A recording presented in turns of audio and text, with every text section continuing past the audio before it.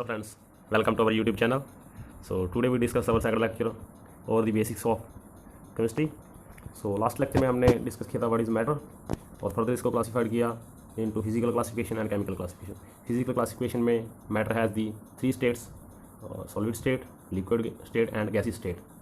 And these 3 states of matter are interconvertible when we change the temperatures.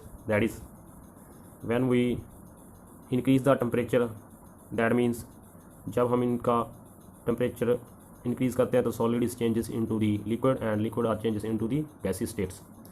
So oppositely बात करें तो जो gaseous state है वो changes into the liquid state and liquid state changes into the solid state where we decrease the temperatures.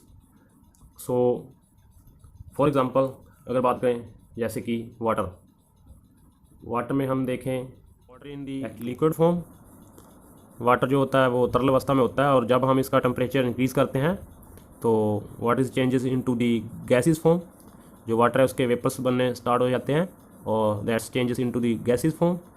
But when we decrease the temperature of the water तो changes into the ice, that is solid form. So this is correct example. So last lecture में हमने matter का classification, chemical classification भी देखा. Chemical classification में pure substance, mixture, इनको detail में discuss किया था.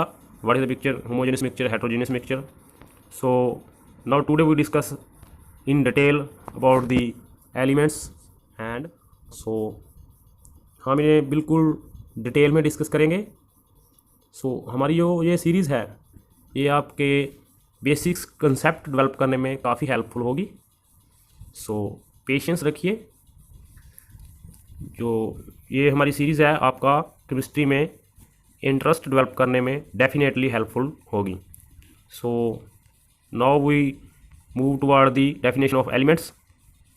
सो watch here what is the definition of the elements.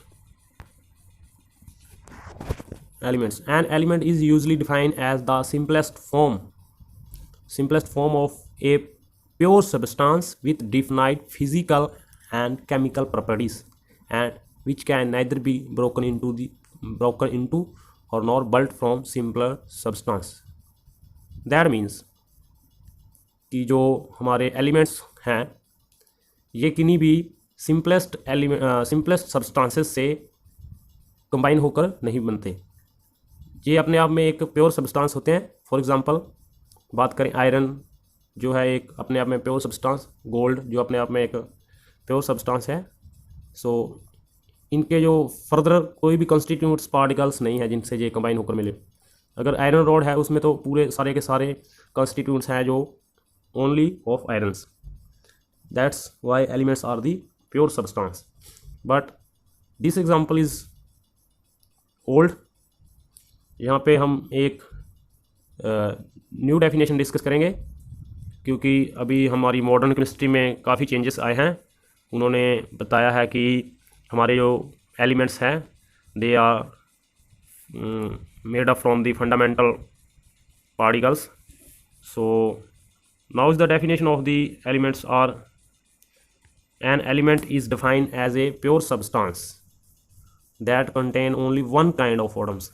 This is the correct and short definition of the elements. But यहाँ पे हम थोड़ा सा डेफिनेशन में चेंज करना चाहेंगे क्योंकि यहाँ पे हम लिखेंगे an element is defined as the pure substance that contain only one kind of particles. That is यहाँ ऑटम की जगह पे क्या करते हैं पार्टिकल्स. और नेक्स्ट लाइन लिखेंगे दैट पार्टिकल्स, यहाँ these particles may be atoms और मॉलिक्यूल्स. फॉर एग्जांपल अगर बात करें तो यहाँ पे carbon, sulphur, iron, these are the pure elements. But now यहाँ पे जो ये ऑक्सीजन और nitrogen that means O2 and 2, these are the molecules. That's why the definition is changed. So this is the correct definitions and which sure gives you a 1 marks in exam. So to the date number of the particles number of the elements are 114 and in which 92 occurs in our earth's crust and जो बाकी के elements हैं वो artificially इनके combination से develop किए गए हैं, आर्टिफिशियली डेवलप प्रिपेयर किए गए हैं, यहाँ कह सकते हैं ड्राइव किए गए हैं। सो फर्दर जो यहाँ पे एलिमेंट्स है divided into the three types mainly. So first one is metals, non metals and मेटलाइट्स। So elements are divided into the metals, non-metals and metallites, and metals are those elements which reflect light, hence possess luster. That means जो हमारे metals हैं वो light को जो reflect करते हैं और वो एक चमक देते हैं, पोस्चर लस्टर, दैट मीन्स चमक देते हैं, and they are good conductor of electricity and heat. उनमें से जो हीट है और इलेक्ट्रिसिटी पास करती है, और they are millable, that means millables means इनसे जो हम शीट्स तैयार कर सकते हैं। सो एंड डक्टाइल्स मीन्स इनकी हम वायर्स बना सकते हैं। सो फॉर एग्ज़ाम्पल बात करें तो gold, aluminium, irons, tin, nickels are the metals and majority of the elements are metals. So next type हमारी जो non metals are those elements which do not reflect lights and hence do not possess luster। इनके पास ना तो चमक होती है और ना ही ये लाइट को रिफ्लेक्ट करते हैं। और नॉन मेटल्स होते हैं वो पुअर होते हैं कंडक्टर्स इलेक्ट्रिसिटी के, और जहाँ फिर बैड कंडक्टर होते हैं मतलब। सो we know these all things we are studied in lower classes। so हम जानते हैं कि ये सब हमने लोअर क्लासेस में पढ़ रखा है, बट हम जो हमारी ये सीरीज़ बिल्कुल जीरो लेवल से लेकर हाई लेवल तक लेके जाएंगे। सो पेशेंस रखें। I am sure definitely this series create your interest in chemistry subject. So that's why this series definitely work। and वापस हम हमारे टॉपिक्स पे आएंगे, नॉन मेटल्स। सो आपने कभी ऑब्ज़र्व किया होगा, सो हमने यहाँ पे बात बताई एक कि non metals are bad conductors. That means जो हमारा oxygen, nitrogen and hydrogen, chlorines etcetera are the gases, these are the non metals. और एक बात और, जो नॉन मेटल्स है they have the all three types। that means these are exist in the liquid form, solid form and gaseous form। so बात करें तो कभी हमने ऑब्ज़र्व किया होगा कि जो कभी हवाई शॉक ऑब्ज़र्व करते हैं हम, और हाउ इज़ दैट पॉसिबल कि एयर में करंट है जो पास कर गया। सो इसको डीपली आगे डिस्कस करेंगे, but observe how to possible that। so because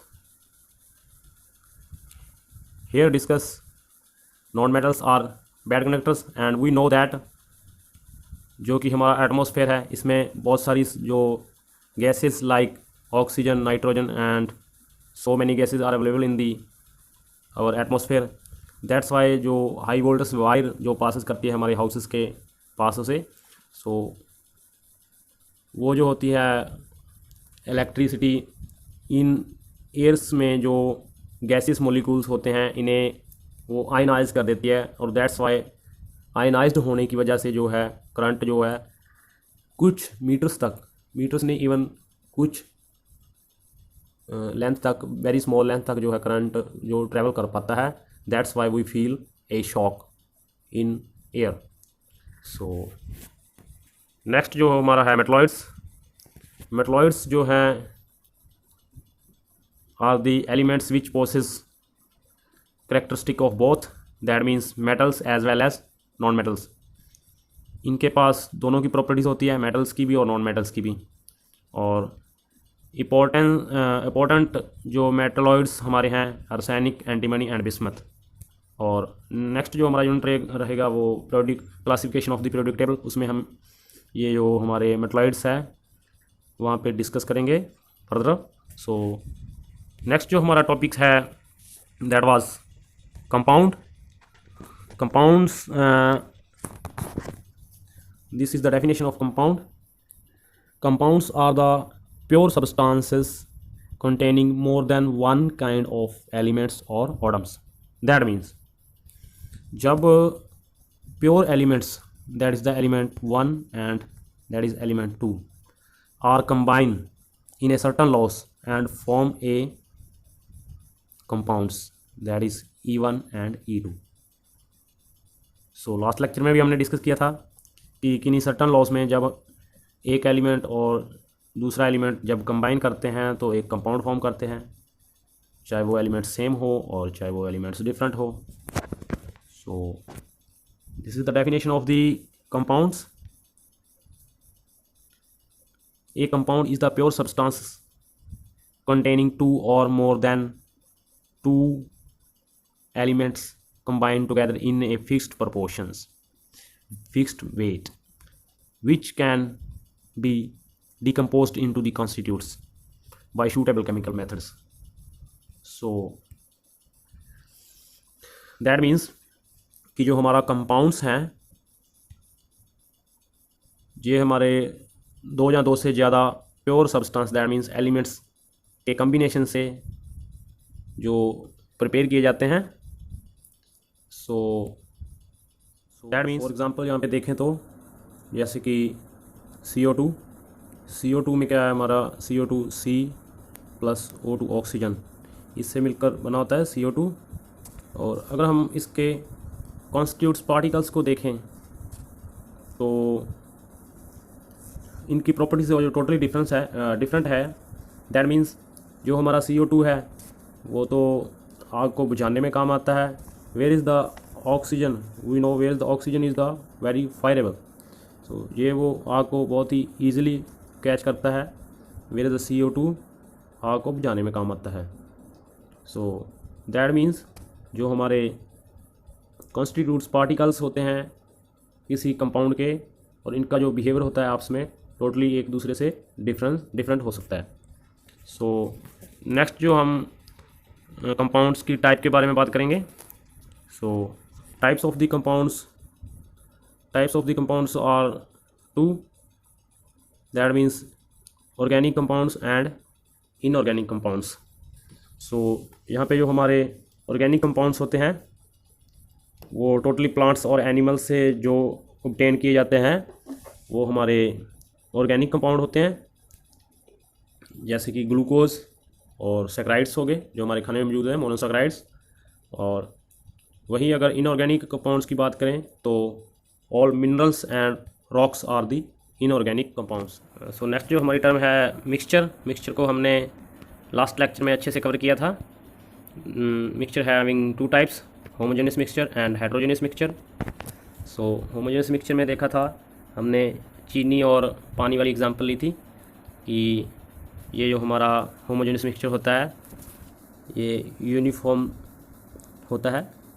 uniform मतलब इसकी जो प्रॉपर्टीज़ होती है सेम होती है. जैसे कि हम पानी में चीनी डाल दें तो उसकी मिठास हर जगह सेम फैल जाती है. सो नेक्स्ट जो हमारा हेट्रोजीनियस मिक्सचर में प्रॉपर्टी कहीं भी सेम नहीं होती, जैसे कि हमने पानी में रेत की बात की थी. सो नेक्स्ट जो हमारा टॉपिक है that is difference between compounds and mixture. So ये एग्ज़ाम प्रोस्पेक्टिव से काफ़ी इंपॉर्टेंट क्वेश्चन है और PSEB में ख़ास करके ये पूछ लिया जाता है. So first point, mixture. What is the mixture? The constituents of a mixture may be present in any ratio. मतलब जो हमारे मिक्सचर के कंस्टिट्यूट्स होते हैं वो किसी भी रेशो में डाल सकते हैं. जैसे कि अगर हम चीनी जो है वाटर में डाल दें तो उनका कोई पर्टिकुलर रेशो बनाने की आवश्यकता नहीं पड़ेगी हमें, चाहे कितनी मर्जी चीनी डाल दें और कितना चाहे मर्जी वाटर यूज़ करें. बट जो हमारा कंपाउंड्स है इनमें जो रेशो है वो फिक्स होगा तभी वो एक दूसरे से कंबाइन करेंगे. दैट मीन्स फॉर एग्जांपल अगर हम वाटर की बात करें तो वाटर में अगर 2 मॉलिक्यूल्स ऑफ H के होंगे और प्लस 1 मॉलिक्यूल ऑफ ऑक्सीजन होगा तभी हमें वाटर मिलेगा. That means H2O। सो मतलब जो कंपाउंड्स हैं हमारे, उनमें जो कॉन्स्टिट्यूट्स पार्टिकल्स होते हैं एक पर्टिकुलर रेशो में लगे होते हैं, जैसे कि वाटर में 2:1 में हमारा जो हाइड्रोजन और ऑक्सीजन एलिमेंट्स कंबाइन करते हैं। सो नेक्स्ट पॉइंट है मिक्सचर मे और may not be homogeneous in nature.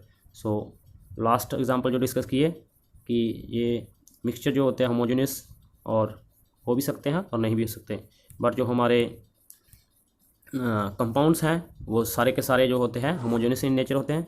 For example अगर हम बात करें O2, सो O2 के जो सारे एलिमेंट्स होंगे उसका जो बिहेवियर होगा एक फेज़ में होगा, सारे एक जैसे आइडेंटिकल्स होंगे। दैट मीन्स अगर हम वाटर मॉलिक्यूल्स की बात करें, if water molecules is look like this H and sorry H, O is here and O is here. So if our water molecules look like this, तो सारे के सारे जो हमारे वाटर मॉलिक्यूल्स होंगे वो ऐसे आइडेंटिकल एक ही शेप के होंगे। That's why our compounds are homogeneous in nature. So next point है हमारा the properties of mixture are midway between those of its constituents. That means जो हमारी मिक्सचर की प्रॉपर्टीज़ होती हैं वो इसके जो कॉन्स्टिट्यूट होते हैं उनके दैट मीन्स एवरेज के इक्वल आती है। दैट मीन्स अगर हम वाटर और शुगर को मिक्स करते हैं तो जैसे जैसे हम शुगर की कंसनट्रेशन बढ़ाएंगे उनकी जो है मिठास बढ़ती जाएगी। सो दैट्स वाई जो मिडवे पॉइंट का मतलब है कि इन दोनों की प्रॉपर्टीज़ जो है मैच करके हमें प्रोडक्ट की प्रॉपर्टीज़ मिलती है। सो जो वेयर इज़ द कंपाउंड में हमें जो है जो हमारे कॉन्स्टिट्यूट्स पार्टिकल्स होते हैं उनकी जो प्रॉपर्टीज़ है टोटली डिफरेंट होती है इसके प्रोडक्ट से। दैट मीन्स जैसे हमने CO2 की एग्जांपल ली लास्ट में। नेक्स्ट जो हमारा पॉइंट है mixture are formed as the result of physical change. So that means जब मिक्सचर हम प्रिपेयर करते हैं तो फिज़िकली चेंज अक्कर करता है। दैट मीन्स जो हमारी शुगर है प्रॉपर्ली डिज़ोल्व हुई और जो हमारी सैंड है वो वाटर में प्रॉपर्ली डिज़ोल्व नहीं हुई। That means physical changes are occurs whereas the compounds are formed as the result of the chemical changes. So that means when two elements are combined in a certain laws, तो उसके result में हमें जो है compounds product में मिलता है और these laws are called law of chemical combinations. So that's why compounds are formed as a result of chemical changes. So जो नेक्स्ट हमारा पॉइंट है when the mixture is formed no heat light electricity energy is absorbed or involved। जैसे कि हमने रेत डाल दी पानी में, चाहे चीनी डाल दी पानी में, हमें कोई भी ऊपर से जो है हीट इलेक्ट्रिसिटी एनर्जी या हीट एनर्जी कोई भी ना तो हमें उसको देनी पड़ी और ना ही उसने कोई हीट और एनर्जी जो है इन्वॉल्व की। दैट मीन्स रिलीज़ भी नहीं गई। Whereas in the compounds when the compound are formed, तो जो एनर्जी होती है जब कंपाउंड्स बनते हैं तो जहाँ तो एनर्जी हमें देनी पड़ती है और जहाँ फिर वो जब कम्बिनेशंस करते हैं एलिमेंट्स जैसे कि E1 कंबाइन विथ E2, तो जब ये रिएक्शन होगी तो प्रोडक्टेंट साइड में जो हमें है प्रोडक्ट मिलेगा। साथ में क्या होगा, जहाँ तो एनर्जी ये रिलीज़ करेंगे प्रोडक्ट्स और जहाँ फिर हमें जहाँ पे एनर्जी लगानी पड़ेगी तब जाके हमें ये प्रोडक्ट जो है मिलेगा। सो that means compounds always prepared by a involvement of the heats energy electrical energy। so next point हमारा है जो the melting and boiling point of mixture are usually not sharp। that means they not require any energy, that's why its melting and boiling points are not sharp, whereas the chemical compounds possess sharp melting points and boiling points because when elements are combined in the certain laws, so they are required large amount of energy. That's why, because of some of chemical compounds when we are formed, they have required so many heat energy. That means जब हम किन्हीं elements को certain laws में combine करते हैं और हमें जो केमिकल कंपाउंड्स को गेन करने के लिए बहुत सारी जो हीट एनर्जी है यहाँ पे सप्लाई करनी पड़ती है, तब जाके हमें जो है प्रोडक्ट एंड साइड मिल पाता है, जो हमारा केमिकल कंपाउंड मिल पाता है. That's why the chemical compounds possess sharp melting and boiling points. So this is the end of our video. So next video में हम डिस्कस करेंगे the law of chemical combinations. So thanks for listening. Please share with your friends.